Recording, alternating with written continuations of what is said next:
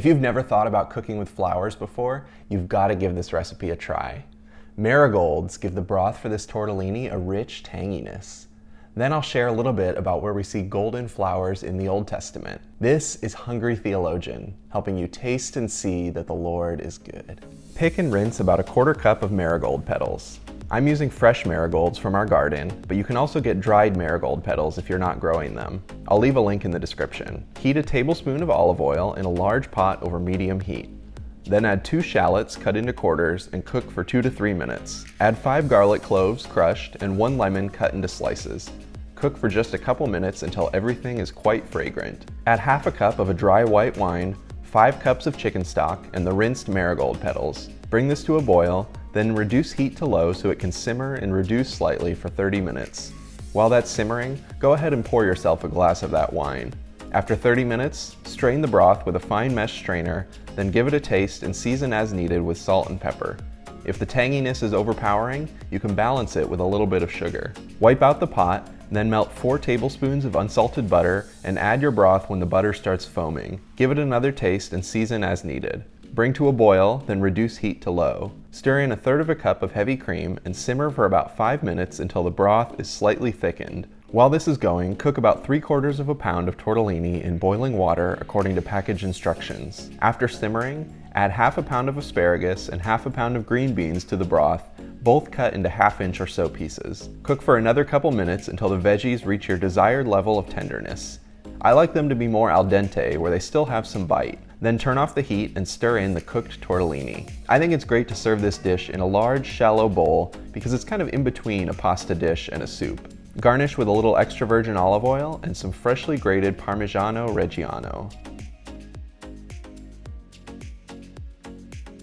To go with the marigolds in this recipe, I thought I'd look at an instance where we see golden flowers in the Old Testament, on the lampstand in the Tabernacle. Exodus 25 begins the instructions for the building of the Tabernacle and all of its various elements. There's a lot of details here, and my sense is that many of us gloss over these details when we're reading because we want to get to the important parts of the story. But often we miss so much meaning when we read the Bible in that way. So I'll leave a few links in the description to resources that have helped me think through this part of Exodus. The building of the tabernacle represents that God is no longer up on the mountain at Mount Sinai, but has come down to his people. The specificity of the place makes their relationship with God tangible, so they still have the same kind of concreteness that they did in their worship at Sinai. Because humans are embodied creatures that exist in places, we need things to be tangible to some degree in our spiritual life. It can't all be just abstract and ethereal. And so that's part of what the tabernacle provides. But this doesn't mean that the presence of God is limited to just that one place in the tabernacle. This concern is addressed somewhat by the portable nature of the tabernacle.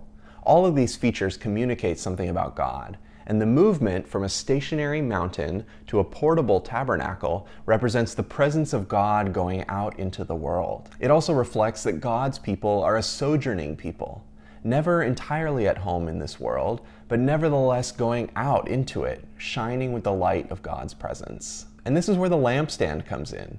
Everything in the tabernacle is meant to teach the Israelites and us something about God and God's people. I like how Alistair Roberts puts it, that furniture is an invitation to a corresponding way of life.